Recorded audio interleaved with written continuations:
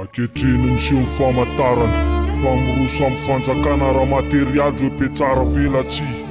toa miariary ny lainga sy ny fitakana voaka ny vavany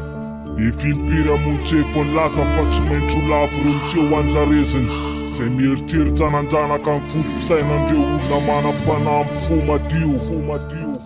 Tsy maintsy ho rava anatin'ny fotoana fitsimondra ny vinavinan'ireo tsy matahodody amin'ny akasiparana atao feno faratsiny mikasamodika ny fiainan'ireo olona mbana azo fisondrotana anaty fiarahamonina maro eo be felonana manenjika ny hafa amin'ny ty fotom-pisaina natao mirefarefa vokatry ny fitsiriritana diso tafahoatra ka ty azo fahefana sy galona izy mba nandevozana an'ireto olona bitika nefa ny toa be fandeferana izay manana fo madio hitady ny fandresena amin'ny hoavy indrisy fa tsy maintsy itsoro ary andavo an'ireto miseho anjarezina amin'ny fanambakana sy fakana-keriny ny anjarany hafa ka ho mistero ny fahatongavan'le herim-panapaka andringana amin'ny fisin'ireo tsy maty manota ireo mpanafy kely ka miafina ambadiky ny fitsikiny mba hitetiavana an'le sady bonahitra mba hifaliany dia anaovany sorona le sombon'aina kely izay napetraky ilaina azy satria honisy voaosina sy voafatotsy n'ireo fanaratsy ka tsy alalan'izay mety hiafaran'ny apitsony itsony vavolombelona ny sesava mitsangonareo anio tsy maintsy harotan'ireo izay mitondra ny fotom-pisaina ny fanaratsy mba hisian'ny fahazavana sy ny tara-masoandro ho an'ireo izay manam-panantenana dia indro ary atolotra anareo ny fanalahity mba hiarovanareo an'ny fakam-panaratsy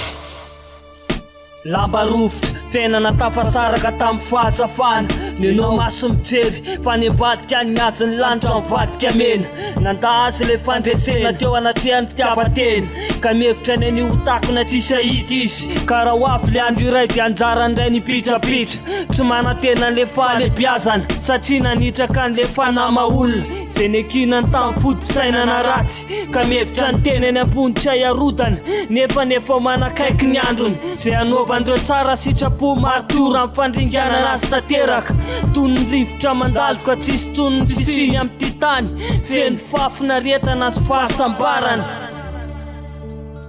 rehefa ringana fisin'ireo mitondra ny fanaratsy dia ho afo ny fiainam-baovao an'ny semanantena fa tsy maintsy ho lafo ireo ka tsisy tsony ny fitaitainana fa fifaliana no fohisina iainana mandrakizay ho an'ireo izay nanao ny famarinana tamin'ity tany feno faratsy ho an'lazay ho an'lazay mitondra ny faratsiny tsy maintsy ho lavo lahy mamaso animaly nametraka solo-tenan'ireo izay manam-panahy amin'ny fo madio